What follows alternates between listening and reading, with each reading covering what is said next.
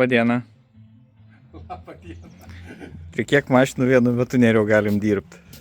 Šiuo metu dirbam prie vienos, 2, 3, 4, 5 ir dar 6 už namo stovi. Palauk, kodėl Paulius Civikas sodariu kapotų? Aš atsidariau, bet ir prie jos. Imituoji darbą, ne?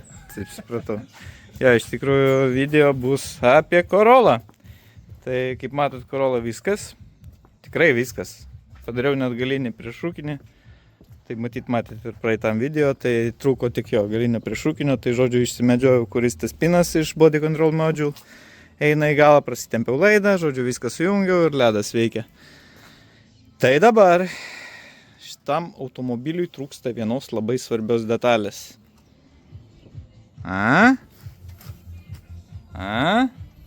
Tai va, pabandysim uždėti spoilerį ir čia bus paskutinis patepimas ir viso, važiuosim važinėti. O modai, koiloveriai, ratai. Paskutinis patepimas, taip. Gerai, važiuojam.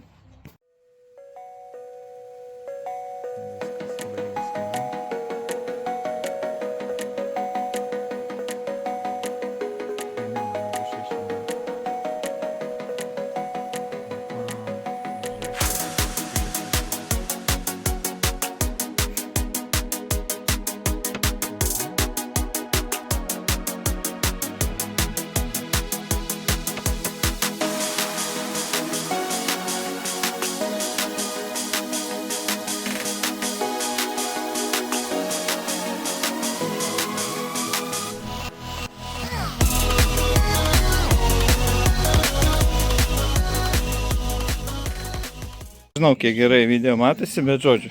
Pasiėmiau anglies gabalą iš kepsninės, tai visada reiktų turėti po ranką.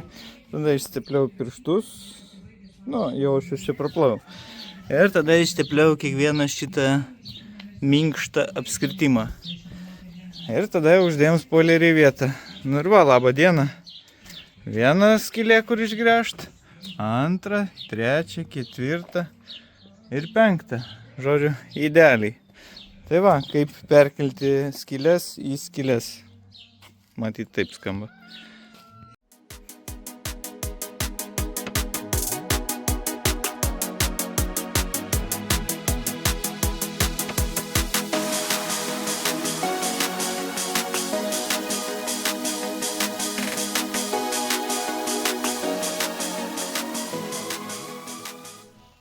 Labą dieną, kaip kažkas komentaruose rašė, buvo teisus. Taip, guolis išrinktas, galinį irgi keisim. Užsakėm straight from Japan porą guolių, labai brangus guoliai. Priekinis tinka nuo GR-jerio, galinis yra unikalus šitam modeliui. Tai va, toj pasikeičiu guolius, stabdžių diską, kuris kreivas. Vizualiai nesimato, bet jis kreivas. Stabdžių diskas irgi labai brangus. Crazy šiaip, negalėjau patikėti, kad stabdžių diskas kainuoja su nuolaidom 305 eurų gal. Tai jo, padarau šitos dalykėlius. Nu ir viso, bus baigta tada tikrai išskyrus tą daiktą apie langą šitą chrominį. Tai jį reikia apklijuoti ir bus tada tikrai baigta. Tai va, galim paveizyti, kaip aš keičiu guolius, jau atsibodo šitą daug kartų dariau. Stojo guoliai ypatingi, jie dėja nėra kaip, kad išpresuočiau va šitą vadalį ir ten būtų atskiras guolis. Ne, čia vientisas junitas šitas va, su guoliu, žodžiu, tai padaryta labai nefainai ir dėl to daug kainuoja. Tai va, darom dalykus.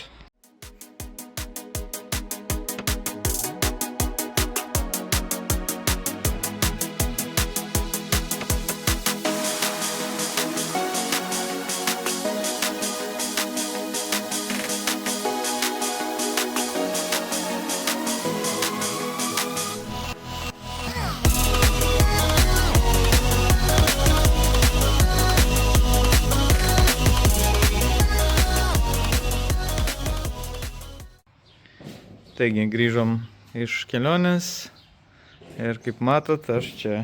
O čia yra koilai. Spėkit kam. Čia jau detalė išimta. Toyota. Tai žodžiu, jau biškį papjoviau už tą Toyotą. Tai ką reikėjo padaryti, tai nuėmiau tą plastiką apie langą, valytuvus iš pradžių. Tai šitos dalykus nuėmiau, tada atsukau čia 3 varžtus ir amortikas pasileido. Ir aš jį išėmiau, o ten 3 varžtai matosi. Tai tada čia atsukau porą varžtų, šituos va. Nu, žodžiu, viskas čia palaido dabar jau, viskas už tai ir išardžiau Yellow Speed Racing koilų dėžę. Pasiruošiau koilą. Reikia pasidaryti kamberio. Čia kamberis reguliuojas, matot, yra varžtukai. Tai šitos 4 atsuku. Nustumiu šitą, kuo arčiau, dabar kaip čia gausis, ten pasistums. Žodžiu, šitas pasistums tenai. Ir turėsiu kamberio. Nežinau iš tikrųjų kiek kietumo nustatyti, nes yra problem su Toyota. Kadangi čia nais, kur stovi amortikas, va matot, metalinė plokštė tokia, kurie eina per visą. Tai žodžiu, šitas problem reiškia, kad aš negalėsiu adjustinti su šitais dalykėliais iš viršaus savo kietumo. Vadinasi, aš turiu iš anksto nuspręsti, kiek to kietumo, arba nuimti tą plokštę, arba, nu nežinau, čia labai nepatogiai, nes iš esmės, jeigu nori atsigaudyti, vadinasi, reikia surinkti mašiną, pravažiuoti, jeigu nepatinka, tada atsukti amortiko viršutinius varžtus, arba nuimti visą tą plokštę. Nežinau, kas lengviau iš tikrųjų, nes 3 varžtus lengviau atsukti negu ten tą visą plokštę, nes ten daug dalykų. Tai žodžiu, kol kas pabandysim per viduriuką nustatyti, pažiūrėsim kaip jaučias. Nu, jeigu ne, tai teks kažkaip pardyti. Nu tai va, tai kol kas tokia situacija. Bandysiu toliau surinkinėti kažkokių, tai tam lapsų pafilmuosiu gal. Tai dirbam.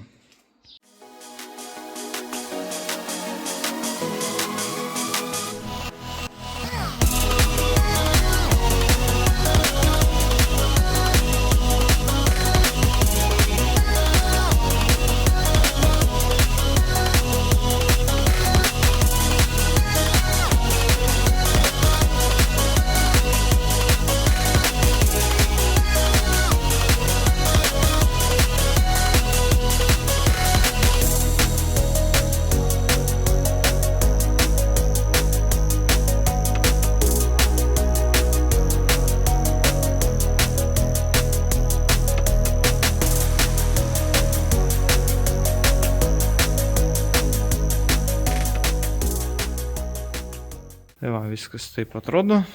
Dropas dabar yra ant pakabintos mašinos, buvau ratą primetęs kažkur toks, kaip buvo ant nuleistos mašinos stovint ant žemės, tai ore kabant visai gerai jau, gal net daugiau negu ant žemės stovint. Tai žodžiu, dabar ką reikia padaryti, tai keltis į galą, nulupti ratus ir žiūrėti kaip ten keičiasi. Priekis sąlyginai lengva. Be to, kad, jeigu pusušiai nebūtų išsinėrę, būtų dar smagiau, bet kadangi pusušiai išsinėrė, tai truputį streso buvo, nes labai nenorėjau ištraukinėti pusušių ir ten, žodžiu, dėlioti, bet gerai, kad pavyko viską sukišti, žodžiu, gražus nauji koilai, tai jo, dar reikės dar reikės kietumą pareguliuoti, norėjau pasakyti, kietumą reikėjo pareguliuoti iš anksto. Nu, vadinasi, jau nulupinėsim tą skardą matyti. Eina savo.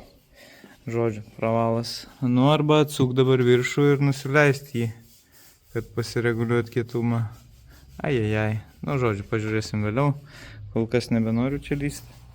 Tai, žodžiu, imam ir dirbam gale. Nu, va, lengvoji dalis padaryta. Dabar turim galą. Tai amortikas. Amortikas, čia 2 varžtai. Ir va, tas va, šitas. Tada spiruoklė. Spiruoklė va tai va gyvena. Žodžiu, kad ją nuimti ir neužsimušt, galimai reikės atsukti šitą ir šitą. Kas liūdna, kad pamesim išvirtimą. Nu, bet teks taip ar taip matyti suvedimą pasidaryti. Tai oh well. Tai gerai, pabandom. Atrodo paprasta, bet aš esu tikras, kad taip nebus. Taip, važiuojam.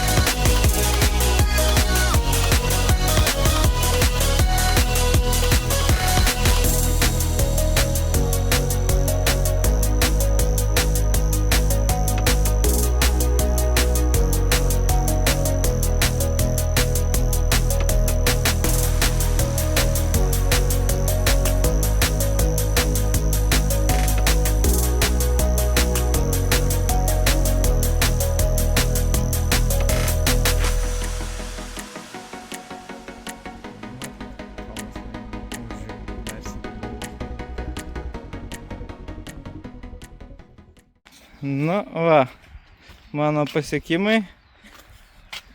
Biški persistengiau, atrodo kaip ant oro. Tai gal aš suleidau maksimaliai, nes man atrodo, kad kažkaip nekrenta. Priekinė maksimaliai. Tai teks dar pamasažuot.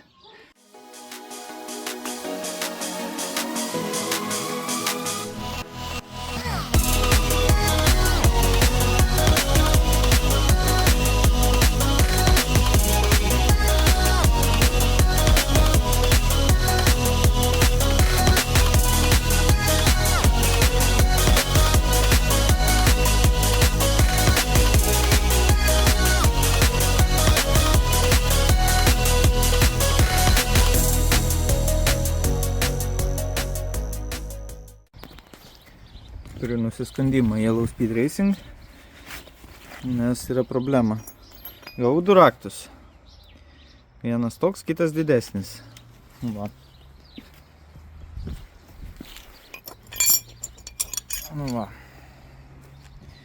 Abu raktai tinka priekinių koilų reguliavimui. Nei vienas raktas netinka galinių koilų reguliavimui. Didžioji dalis Focus reguliuojas. Už tai šita dalis ant amortizatoriaus nesireguliuoja su mažuoju raktu. Tai einu per savo koilų raktų steką, pabandysiu surasti kažką panašaus, nes kitaip negaliu atsukti. Tai pabandom ir žiūrėsim. Prasėjau per savo koilų raktus. Tai manau, kažkas turėtų tikti. Tai pagal vaizdą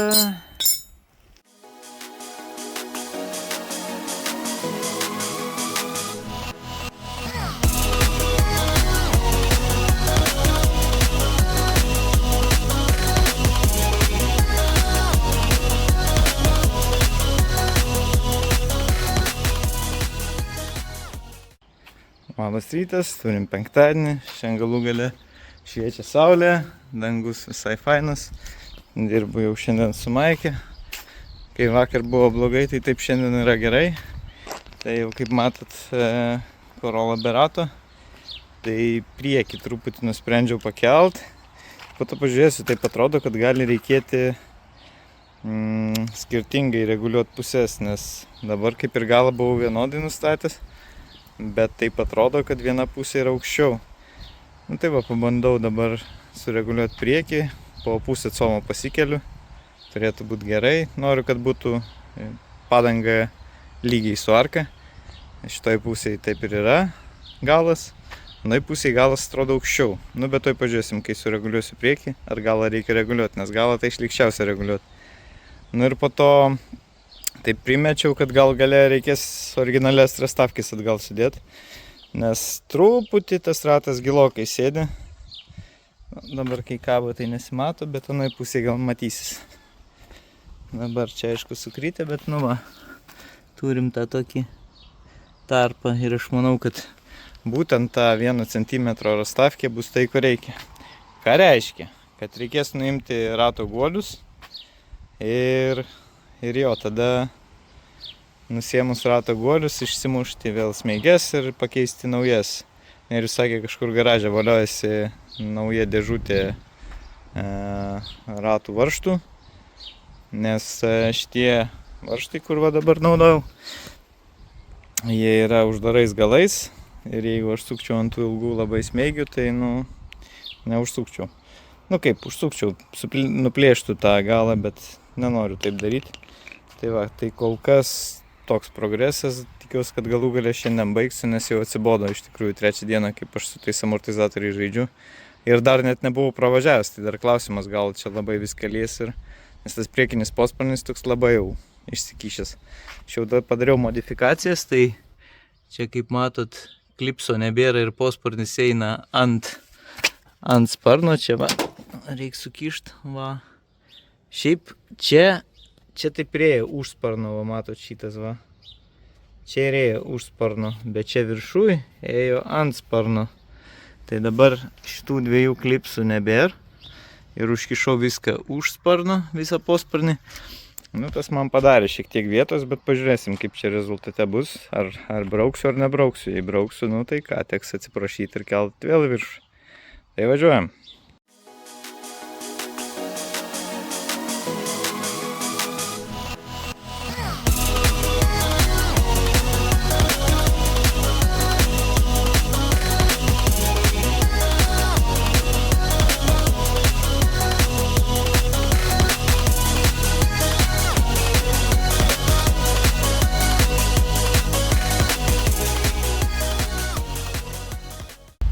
Pravažiavau. Atrodo, susėdo neblogai. Dabar klausimas, kaip šitą pusę.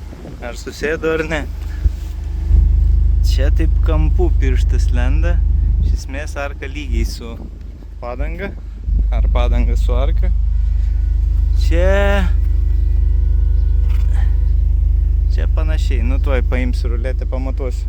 Žodžiu, važiavau per vieną tokį kelio įdubimą, kur nuo inercijos susėsta automobilis, tai, nu, atrodo, brūkštelėjau posparnį ir tas brūkštelimas yra čia, matyti, tik kitoj pusėj.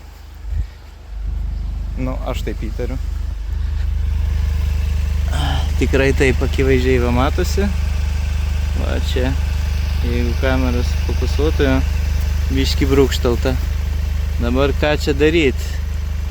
Nežinau, kelt aš nebelabai noriu, čia dabar tas aukštis man labai patinka. Gal čia pats nusibrūžins kiek reikės, nes šiaip visai agresyviai sukinėjau, niekas nieko nebraukė, viskas buvo labai gerai. Tik tai vat sakau, tas per duobę tą tokią brūkštelėjau. Nu tai pažiūrėsim, labai nenorėčiau kelt, nes dabar vaizdas yra tobulas. Bet galimai teks truputį dar gal priekį kilstelt. Nu, toj pamatuoju, kaip čia atrodo tie aukščiai ir tada žiūrėsiu.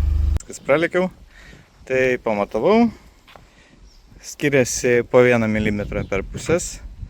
Manau, aš su to galiu gyventi, tikrai nebenoriu kilnočią reguliuoti.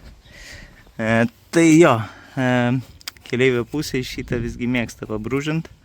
Jau greičiau važiavau per tą įdaubą. Tai brūkštelėjo riebiau.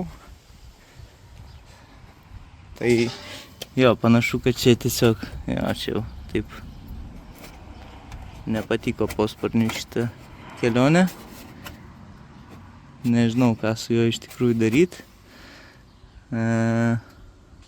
Nežinau. Man atrodo, tam posparniui teks susitaikyti su šitą situaciją. Kol išvirtimo daugiau įgausim, nes taip atrodo, kad tas ratas kitas turi truputį daugiau išvirtimo. Tai čia jau eigoj pareguliuosim. Kol kas bus taip. Tada gale kažką brūkštelėjau, matyti išmetimą. Ne išmetimą. Gale kažką brūkštelėjau. Abejoju, kad išmetimą jis labai aukštai. O daugiau gale ką brūkštelt nėra. Nu jo, čia viskas labai toli. Neįsivaizduoju, ką aš čia galėjau brūkštelt, bet tikrai lyg ir iš galo girdėjau brūkštelėjimą. Ne, čia be šansų kažką paliesti, nežinau. Neįsivaizduoju, kas čia buvo per garselis, bet, nu, sakau, aš jau greičiau lėkiau per tą įdaubą. Realiai, kad patikrint. Bet, žodžiu, taip, rezultatas toks. Labai patenkintas esu, tikrai. Atrodo daug geriau. Daug geriau. Tikrai tobula. Ir pravažiuos visur ir atrodo gerai. Žodžiu, gerai. Patenkintas savo darbo rezultatų, buvo nelengva ir užkniso. Bet tikrai džiugina. Tai va. Citation toks. Viskas, ačiū už dėmesį ir iki kito karto.